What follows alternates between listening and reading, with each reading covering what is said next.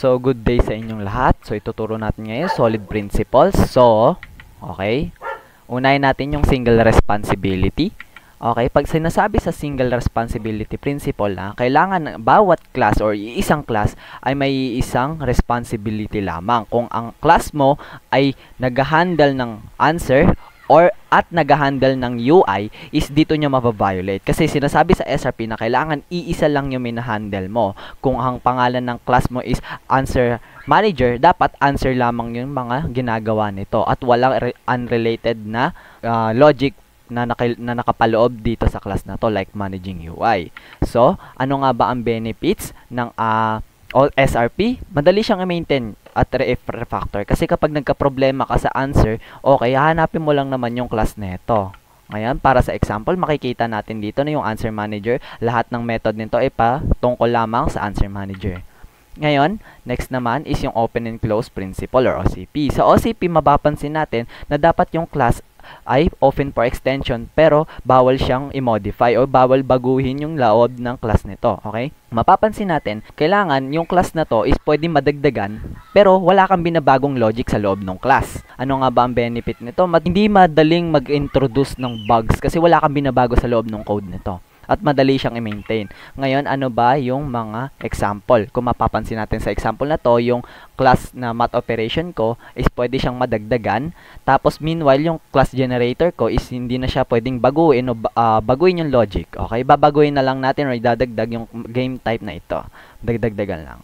Next is LSP or Liskov principle. Sinasabi sa LSP na dapat ang mga superclass ay replaceable ng mga subclass. Okay? Yung mga subclass ay gagawan mo ito ng object para maging replaceable siya. Ngayon, kapag gumawa ka ng mga object, kailangan kapag sine-replace mo na siya is wala ka may encounter na problem or error. Okay?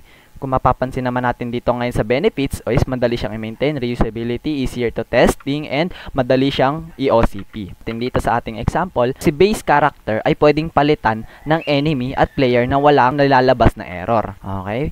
Pagdating naman sa ISP, kailangan i-segregate daw natin. Sinasabi sa ISP na kailangan huwag nating pilitin yung isang class na gawin dapat yung method na to kung hindi naman kinakailangan. So, kailangan natin i-segregate yung bawat method or interface through abstraction. Ayan. Kung mapapansin natin dito, may mga ABC ako na sila lamang yun dapat gumagamit yan is wala ng unrelated na method na nakapaloob dito. Pagdating naman sa DIP o dependency inversion, okay, sinasabi dito na dapat yung high level module or class hindi dapat nakadepend sa low level module.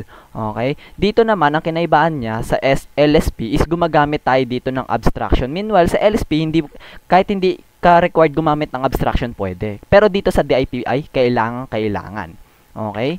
Dito sa DIP, okay, kailangan ang benefits ng DIP is para decoupled yung mga tight coupled na class na nakadepende sa isa't isa. Na kapag may binago ka ay magkakaroon ka ng error kasi nakadepende siya doon sa isang class. Ngayon pagdating natin dito sa ating example, kung makikita natin meron tayong base character which is yung parent nila, okay? Tapos meron tayong dalawa ditong class which is yung enemy player. Kung makikipansin natin dito sa example, yung attacker is referring to base class, okay?